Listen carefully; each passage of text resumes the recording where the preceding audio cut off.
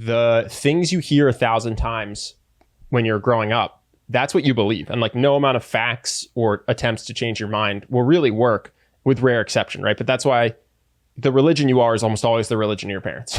When you're Jewish, almost always your parents are Jewish. When you're Christian, sometimes you go atheist, but very, very, very rarely will you just be like, oh, I prefer to be Muslim, but I'm from a Christian family. You know what I mean? It reminds me a lot, because you're like, oh, the shame, the jealousy. It reminds me of the same thing in terms of these police shootings, where people will try to quote data and say, well, if you look at the data, just as many white people get killed as black people. And if you look at it, it skews very similarly to who I think it's the FBI is saying is committing violent crimes. It's so unpersuasive to someone who has heard since they were growing up, the police are coming for you. They're particularly against you because of your skin, and they're going to kill you for no reason. If you hear that growing up over and over and over, in the same way you hear that your religion is correct, of course, a spreadsheet from the FBI isn't going to change your mind.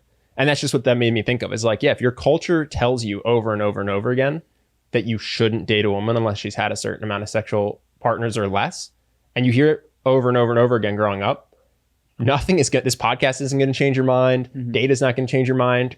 Thinking about it after you read a book, like, yeah, it's so hard to shake that stuff if you get it messaged to you when you're 2, 3, 4, 5, 6, 7, 8. Yeah, you know what I mean? Yeah. Well, and beyond that, I do think there's a degree to which trying to ensure paternity and guarding against promiscuity is very likely hardwired into particularly the male brain, because you can't be certain of paternity, right? So all this obsession over virginity in the Middle Ages, it did not come out of nowhere. Oh yeah, but so I guess what I'm saying is there's culture. Yeah, you can argue that culture's got value. I think in the same way Jordan Peterson argues, like, you think the government's all shitty because you're 16 years old, but trust me, it's set up this way because this is what evolved to be successful. So maybe culture has a purpose. But what I'm saying is, we were kind of talking about like, well, the biology's hardwired. You can't shake that, but you can shake the culture. And I'm saying, not really. It's really hard to shake culture. Oh, that's what I found. That was exactly my point. But I'm saying no matter where you're attributing it to, if you heard, and some people will, but if you heard, for instance, that it was the most important thing in your partner was that they were a virgin, guy or girl. Yeah. That if the person is unclean, they are unworthy of your love. And you heard it every single day from all the people you admire, by the way, all the adults in your life, your parents, this and that. And it was just told to you every single day. By the time you got to be 18, most everyone would feel that way. Yeah. You know what I mean? And like no amount of reading or listening to podcasts would change at least half of people. Most people would not change. From going, no, virgin. I'm positive of this. I'm positive of this because I heard it every day when I was forming my opinions as a child. Yeah. So I think it's obviously biology is the hardest thing to shake, but culture, I'm realizing, isn't this flippant thing you can overcome with your front brain.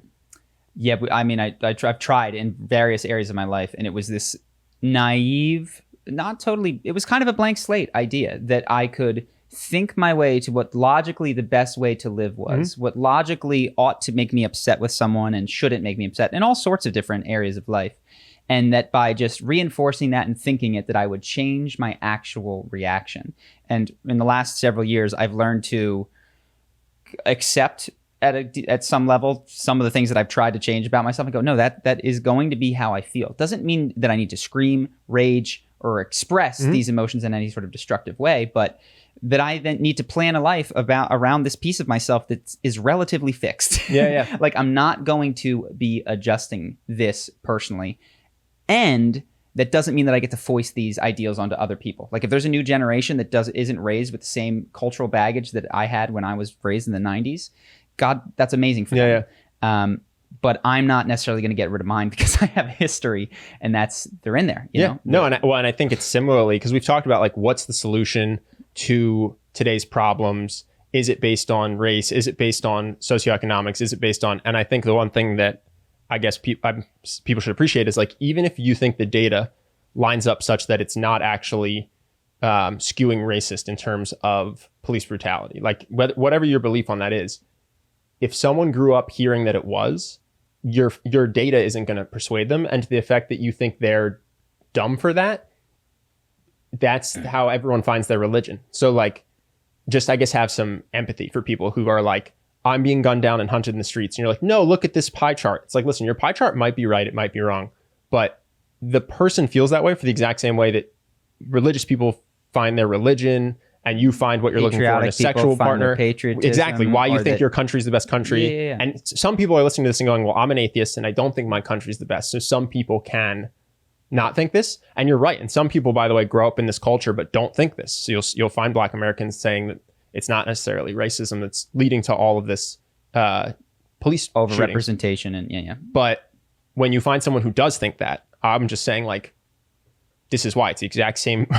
This culture, when you hear it from the time you're a child, is impossible to shake with hearing some numbers from CNN or Fox News or whatever. So basically just have empathy for people when you're discussing with them when they disagree with you. Yeah, we talked to Brett Weinstein about this, and the thing that I think we agreed on is that rapport is the most important thing. Feeling that someone is not there to shake you, hurt you, disrupt your most deeply held beliefs, but is a friend is super important. There was that guy who disrobed several KKK members, the black journalist, I believe, that was on the Joe Rogan podcast.